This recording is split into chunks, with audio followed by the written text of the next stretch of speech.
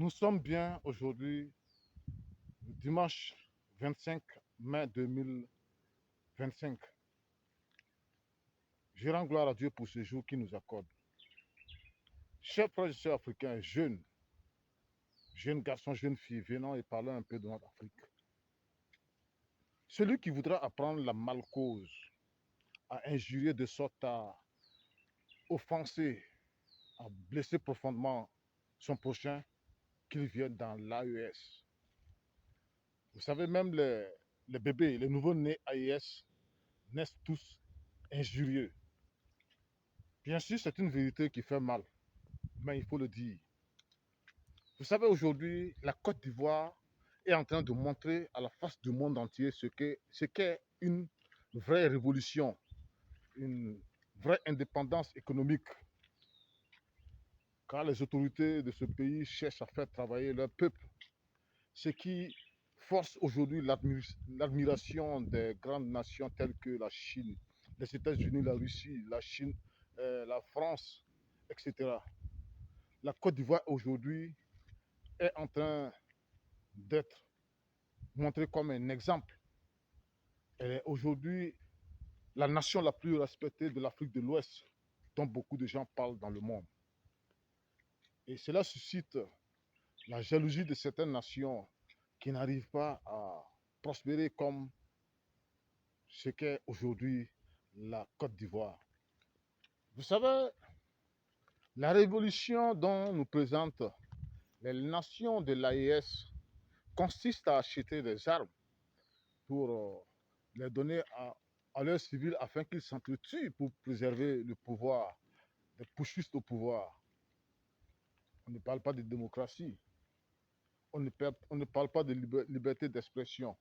Vous savez, la vérité aujourd'hui, un président sage n'est pas celui qui n'a pas de péché, mais celui qui, avec humilité, accepte les critiques de ceux qui sont opposés à son pouvoir, aux opposants de son pouvoir, pour tirer des leçons afin de corriger ses erreurs et parfaire sa gouvernance. Voici ce qu'un président sage. Par contre, un président insensé, fou, c'est celui-là qui a horreur de croiser la vérité en face, qui ne supporte pas les voix dissonantes, les paroles qui ne vont pas dans le sens dont il voudrait entendre. Et ce dernier ne supporte pas croiser un journaliste qui sera prêt à lui poser des questions pour exposer son injustice, ce qui ne va pas dans son pays. Il ne supporte pas d'être contrarié. C'est la raison pourquoi ce dernier n'hésite pas à envoyer des encagoulés derrière ceux pour kidnapper ça et là derrière des gens qui ne partagent pas son point de vue. Et ces gens enlevés sont jetés dans les lieux secrets, dans les lieux cachés, dont personne, ni même un juge ne peut y avoir accès pour chercher à comprendre le motif de ceux qui ont été enlevés et qu'eux aussi puissent avoir droit à la justice. Voici la différence entre un président sage et un président fou, insensé. Je prie aujourd'hui pour la Côte d'Ivoire parce que ce pays a accepté, accueilli ces déplacés de guerre burkinabés qui ont fui les attaques terroristes pour se réfugier en Côte d'Ivoire où les autorités ont eu de la compassion, ont eu de l'hospitalité envers mes compatriotes burkinabés chassés de leur pays. Et pour cela, je prie que Dieu brise les œuvres du diable contre cette nation et contre les autorités du pays qui ont eu pitié de mes compatriotes, des déplacés burkinabés qui ont fui la guerre au Burkina et qui ont été bien logés, accueillis en Côte d'Ivoire. Dieu, de même que les autorités ivoiriennes ont sauvé la vie de ces Burkinabés fuyant les attaques terroristes pour se réfugier en Côte d'Ivoire, je prie de ne pas regarder le péché des autorités ivoiriennes. Mais comme tu es un Dieu qui n'est pas qui est un Dieu de justice, qui n'est pas un Dieu d'ingratitude. De même que ces autorités ont eu pitié et ont sauvé la vie de ces milliers de Burkinabés, qu'ils ont construit des habitations et logé, j'ai pris de sauver également la vie de ces autorités ivoiriennes dans ce temps où les mauvais esprits se sont agités contre la Côte d'Ivoire. Les mauvais esprits jaloux qui cherchent à déstabiliser la Côte d'Ivoire se sont levés. Sauve-leur, épargne-leur du malheur, sauve leur vie, de même qu'ils ont sauvé la vie de ces Burkinabés qu'ils ont accueillis dans leur territoire. Amen.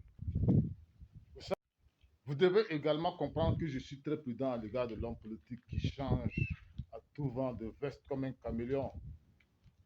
Mais quand l'homme politique fait quelque chose de louable, quelque chose de profitable à son peuple, quand il essaie de marcher dans la justice, je supporte.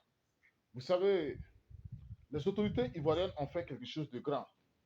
Accueillir des réfugiés, c'est comme accueillir les anges de Dieu sans le comprendre. Et Ivoiriens, moi je vous exhorte, attention, ne vous laissez pas distraire par tous ceux qui vous incitent contre les autorités actuelles.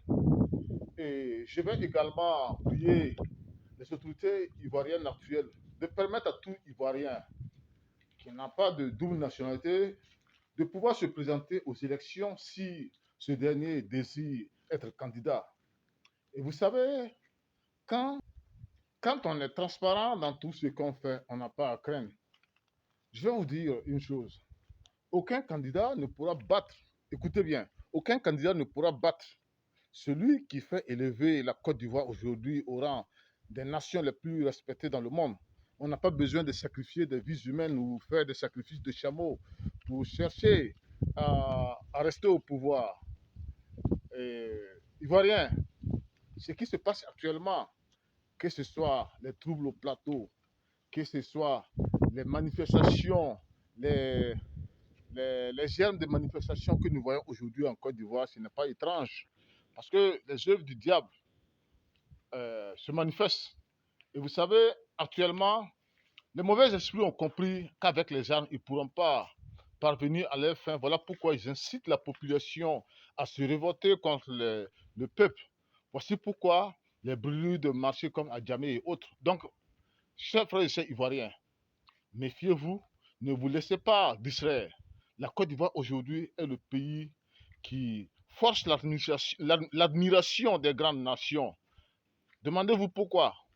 Parce que ce pays est un pays d'hospitalité et Dieu veut l'élever à la tête de l'Afrique pour montrer ce qu'est une vraie révolution. Une vraie révolution n'est pas l'acquisition des armes où on part les partager aux civils pour qu'ils s'entretuent.